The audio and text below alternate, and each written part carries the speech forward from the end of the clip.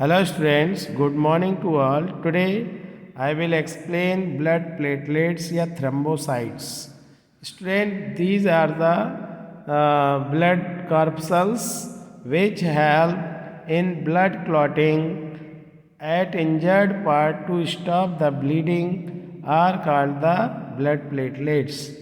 Means वो blood cell जो injured part में ब्लीडिंग को रोकने के लिए ब्लड क्लॉट करते हैं, ऐसे ब्लड सेल्स को ब्लड प्लेटलेट्स या थ्रोम्बोसाइट्स कहा जाता है.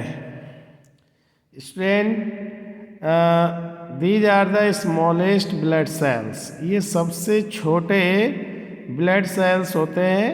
सबसे लार्जेस्ट होते हैं WBC, उनसे स्मॉल होते हैं RBC, और फिर प्लेटलेट्स सबसे स्मॉलेस्ट होते हैं. इनका शेप राउंड या ओवल या डिस्क लाइक हो सकता है. इनका लाइफ स्पैन स्टूडेंट 1 वीक होता है. डायामीटर 2.5 mm इनका डायामीटर होता है स्टूडेंट. और इनका जो नंबर है वो 1,50,000 से लेकर 3,50,000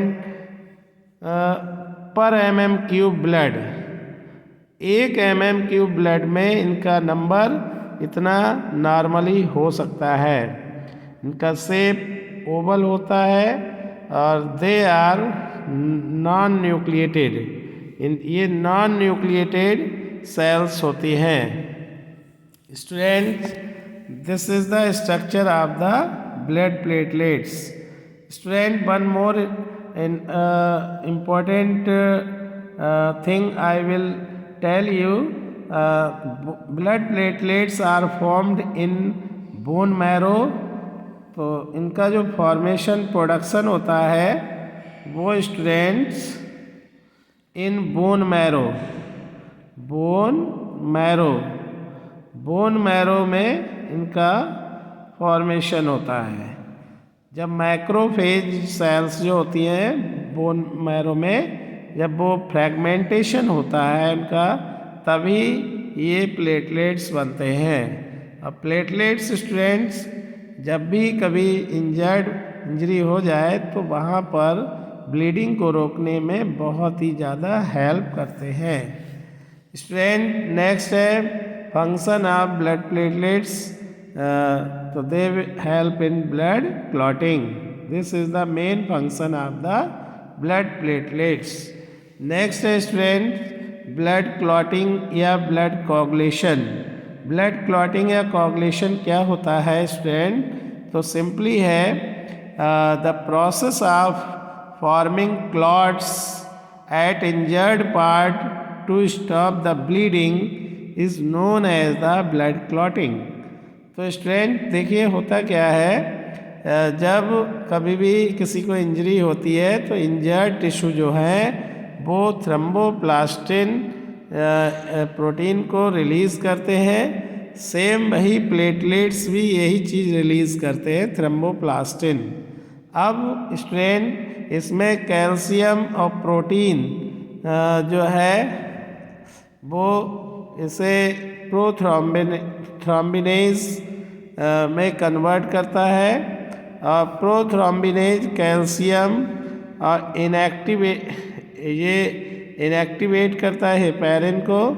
और प्रोथ्रोम्बिन और प्रोथ्रोम्बिनेज एंजाइम के प्रेजेंस में थ्रोम्बिन बनाता है.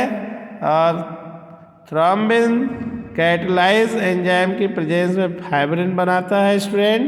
और फाइब्रिनोजन जो ब्लड में प्रेजेंट होती है वो फाइब्रिन में स्टूडेंट थ्रोम्बिन और फाइब्रिनोजन मिलकर के फाइब्रिन बनाते हैं जो इंसॉल्युबल होता है student.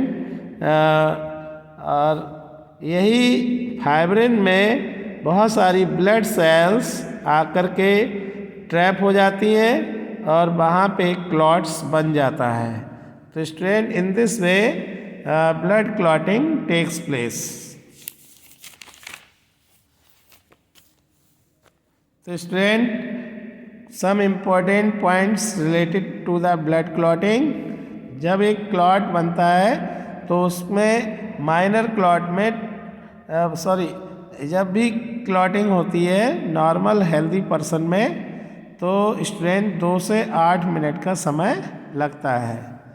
The clot seal the bond and stop bleeding, और क्लॉट जो है बॉन्ड को सील कर देता है और ब्लीडिंग को स्टॉप करता है। Soon after the clot start contracting and a pale yellow fluid serum start oozing out। और स्ट्रेंथ जब भी क्लॉट जो है कॉन्ट्रैक्ट होना स्टार्ट होता है तभी एक येलो कलर का फ्लूइड निकलता है, वो सीरम कहलाता है। और इससे स्ट्रेंथ जो है येलो फ्लूइड होता है जिसे सीरम कहते हैं, जो बाहर निकलता है। नेक्स्ट है bleeding time. Bleeding time 1 to 6 minute तक होगी। क्लॉटिंग टाइम 6 से 8 मिनट में हो जाएगी। सीरम स्ट्रेंथ क्या होता है? प्लाज्मा को कहते हैं और इसमें फाइब्रिनोजन प्रेजेंट होता है। Blood formation. ब्लड फॉर्मेशन की हम बात तब करेंगे। Blood formation is called haemopoiesis. Blood formation को ही हीमोपोएसिस कहा जाता है। स्ट्रेंथ मीजोडर्म 3rd वीक का जब यूट्रस में जब कोई फीटस होता है 3rd वीक का, तब उसकी इंट्रा यूट्राइन जो लाइफ होती है उसमें मीजोडर्म या योक सैक ब्लड का फॉर्मेशन करता है। लीवर और स्प्लीन 3rd मंथ का जब बच्चा हो जाता है तब लीवर और स्प्लीन बनाता है 3rd month of intra uterine life. जब उस फीटस यूट्रस में होता है 3rd मंथ का जब होता है उसकी लाइफ, तब लीवर और स्प्लीन ब्लड बनाता है। बोन मैरो बनाना स्टार्ट करती है 5th मंथ से लेकर, जब फीटस 5th मंथ का हो जाता तब से लेकर डेथ तक रेड बोन मैरो इसको बनाती है। स्टूडेंट, रेड बोन मैरो कहाँ कहाँ पाई जाती है?